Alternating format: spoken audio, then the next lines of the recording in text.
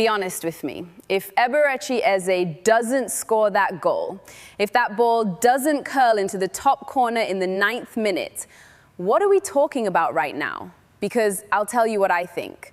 I think we're sitting here watching Arsenal get embarrassed at home by a Newcastle side that has been absolutely awful for months.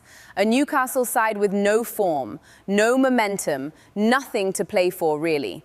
At the Emirates, in front of their own fans, and Arsenal nearly couldn't beat them. Now I know, 3 points, top of the table, 3 points clear of City, and I should be happy. I should be making a celebration video right now. I should be talking about the title and the momentum and how Arsenal are right there. But I can't do that, because what I watched today genuinely worried me. Not as a content creator, as a fan, someone who has watched this club for years, someone who has felt this feeling before. And that feeling is not excitement, it's dread. I'm Amelia. If you're new here, this channel is for people who actually want to think about Arsenal. Not just celebrate or panic, but actually think. So subscribe if that's you. And I want to ask you something in the comments before we go any further. On a scale of 1 to 10, how confident are you that Arsenal win this title? 1 being absolutely no chance, 10 being it's already done. Drop your number below, because after today, I'm at a 6. And a few weeks ago, I was at an 8. So let's talk about why. Let me start with something that I don't think enough people are saying. Eze scored a wonder goal, right?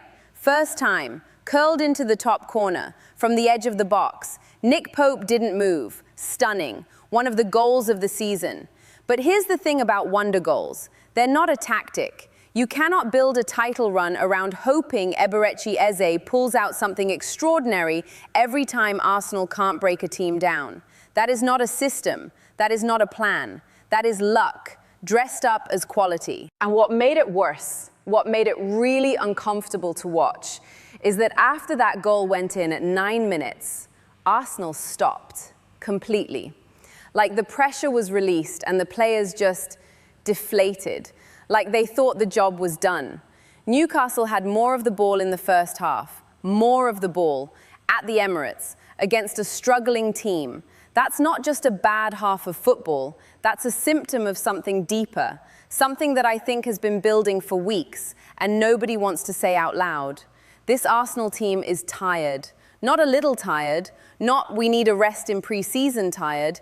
I mean physically and mentally running on empty, in the middle of a title race, at the worst possible moment. And I want to prove that to you, because I don't want to just say it and move on. I want to show you exactly where I'm seeing it, because this is important. Let's talk about Declan Rice, 4 out of 10. Declan Rice, Arsenal's most important midfielder, the engine room. The player who covers ground, breaks up play, drives forward, connects everything. 4 out of 10. And it wasn't just a quiet game, it was more than that. There was a moment in the second half that I keep coming back to.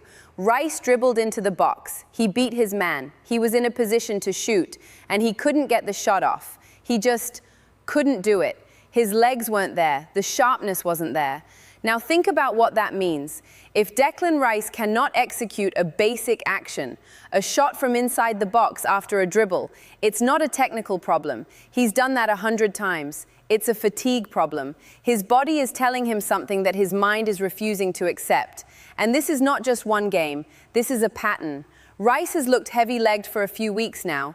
The explosive pressing has slowed down. The recovery runs have dropped off. The energy that made him so dominant in the first half of the season, it's not quite there anymore. Now add Zubimendi next to him. Working hard, genuinely putting effort in. But Tonali and Guimaraes were running the midfield, a Newcastle midfield, dominating the center of the pitch.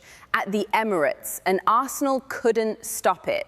When your midfield is being controlled by the opposition in your own stadium, in a must-win game with a title race at stake, that is a serious problem. But here's what I keep coming back to. It's not just Rice. William Saliba, 4 out of 10. Saliba. William Saliba, who has been arguably the best centre-back in the Premier League this season. Composed, dominant, calm under pressure, reads the game better than almost anyone in England. 4 out of 10. Troubled from the very first minute by Osula, a young striker. A striker who, with respect, is not Erling Haaland, is not someone who should be giving Saliba problems. But the pace was too much for him today. The directness was uncomfortable. And Saliba never really settled, never found his rhythm, never got into that zone where he just controls everything around him. And this matters more than the rating. It matters more than one bad game, because Saliba is not a player who has bad games. That is not who he is. So when he gets a 4 out of 10, you have to ask, why today? And the honest answer is the same answer as Rice. He's tired. These players have been going since the start of pre-season. They've been carrying this club through a title race. Every game is high pressure. Every game is enormous. And the body has a limit. The scary part is this: the season isn't over. There are still games left to play, important games, games where Arsenal needs Saliba at a 10 out of 10, not a 4. And right now, he's not there. But here's the problem, because it gets worse before it gets better. Kai Havertz, forced off with an injury before half-time. Eberechi Eze, forced off early in the second half.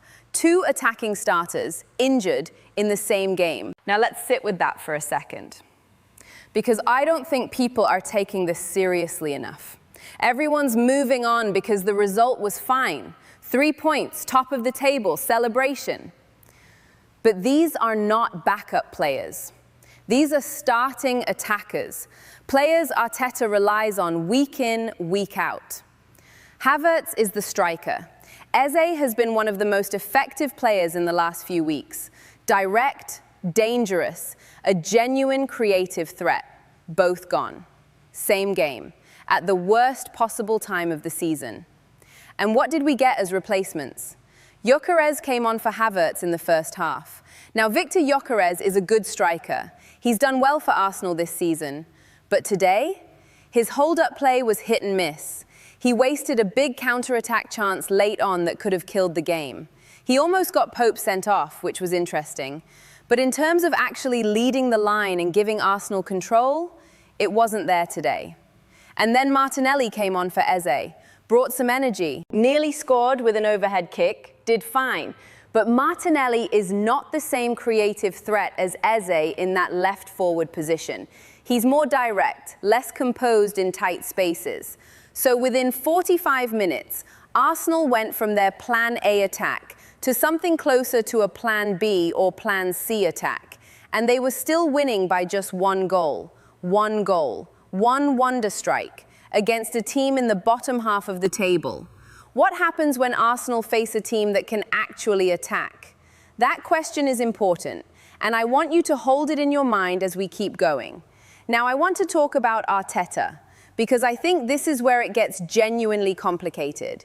He got a 5 out of 10 today, and on the one hand, that feels harsh. He won the game. He found a way. He came up with the short corner routine that led directly to the goal. That was clever. That was preparation. That was coaching.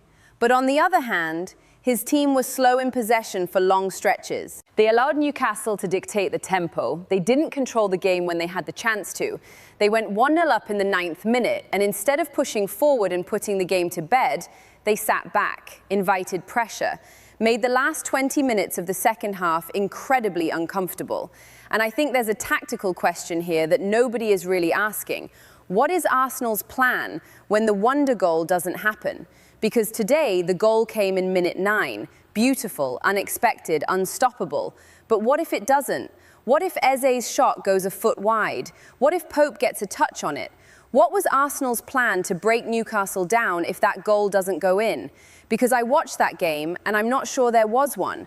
The short corner routine was clever, but they ran it 3 times in a row, and Newcastle figured it out by the 3rd. The build-up play was slow. Madueke had a couple of bright moments early, but faded completely after half-time. Odegaard is still not at his best. Better than recent weeks, yes, but still not the Odegaard we need right now. I keep asking myself, who is the player on this Arsenal team right now who can manufacture something out of nothing? When the game is stuck, when the opposition is organized, when the crowd is getting nervous, who breaks the deadlock? 6 weeks ago, my answer was easy. Eze, Odegaard, Rice on a good day, maybe Saka. Today, I'm not sure. And that matters, because the games coming up are not going to be easy. They're not going to open up in the 9th minute. Arsenal are going to have to find ways to win ugly, even uglier than today. And the players who do that, who solve problems mid-game, they need to be available and sharp. Right now, I'm not sure how many of them are either of those things. Let me take a step back for a second, because I want to be fair to this Arsenal team. I really do, because what they've done this season is remarkable. They went through an injury crisis. They lost players. They kept winning. They kept finding ways. And they're top of the Premier League, with a handful of games to go. That's not nothing. That's actually incredible. But I think the danger now, the real danger, is that we use those positives as a reason to ignore the warning signs. And the warning signs are real. Rice is tired. Saliba had his worst game in months. 2 key attackers picked up injuries in the same match. Arteta's tactical control was below his usual standard. And the performance, the actual performance, was one of the most timid I've seen from Arsenal in a high-stakes home game all season. And City have a game in hand. I want to say that again. City have a game in hand. So Arsenal are 3 points clear right now. But if City win that game, and they usually do, it's level. And then what? Then it comes down to the final games, head-to-head run-ins. And Arsenal need to be at their absolute best for that. Are they? Based on today? I don't think so. Not yet. Here's my bold opinion, and I want to be clear. This is not panic. This is not overreacting to one bad performance. This is pattern recognition. Arsenal have now won several games this season where the performance has been worse than the result, where they've scraped through, where a moment of brilliance or an opposition mistake has saved them rather than their own control and quality. That's fine once or twice. Every team does that. Even the best teams have ugly wins. But when it becomes a pattern, when the performances are consistently below the level the results suggest, that's when you get exposed. And you get exposed at the worst time. Against a team that doesn't miss. Against a City side that is clinical and experienced and built for exactly this kind of title run-in pressure. I'm not saying Arsenal can't win the title. I'm not saying that. They're top. They're still in control. The points are there. But this is the moment where it has to change. The next few games cannot look like today, because today, they got away with it. Next time, against a team with more quality than Newcastle, they might not. And this is where I want to come back to something I mentioned at the start. Eze's goal was stunning, genuinely. One of the best strikes you'll see this season. But it papered over everything. It papered over Rice's exhaustion. It papered over Saliba's discomfort. It papered over the midfield being dominated. It papered over the lack of a clear plan B. And here's what scares me. What if Eze misses the next game? He came off with an injury. We don't know how serious it is yet. But what if he's out? What if Arsenal go into a crucial match without their most direct creative threat and without that wonder goal option, and they're asked to actually build something through patient, controlled, high-quality football? Can they do it right now? With these players? At this level of fitness?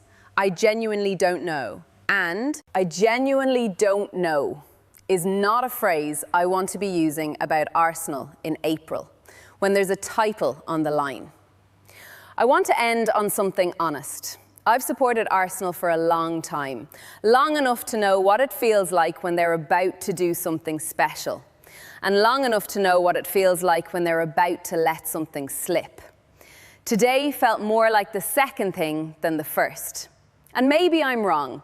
Maybe Rice comes back next week completely refreshed. Maybe Saliba was just having one of those rare off days and he bounces back to 10 out of 10. Maybe Eze and Havertz are fine. Maybe Arteta has a plan that I can't see from the outside. I want to believe all of that. I really do. But I also know that belief without evidence is just hope. And hope doesn't win title races. Performances win title races. Consistency wins title races. Players at their best, week after week, under pressure, that wins title races. And right now, Arsenal's best players are not at their best at the moment they need to be most. That's not a criticism, that's not panic. That's just what I saw today. 3 points, top of the table, and I've never been more on edge. So tell me, genuinely tell me in the comments, am I wrong? Is this just one difficult day in a long, hard season? Or do you feel it too? That thing underneath the celebration, that quiet worry that this might not be Arsenal's year again? Drop your number, 1 to 10. How confident are you? Because I'm watching City. I'm watching the game in hand. I'm watching Rice and Saliba. And right now, I'm at a 6. I hope by next week I'm back at a 9. But today did not help.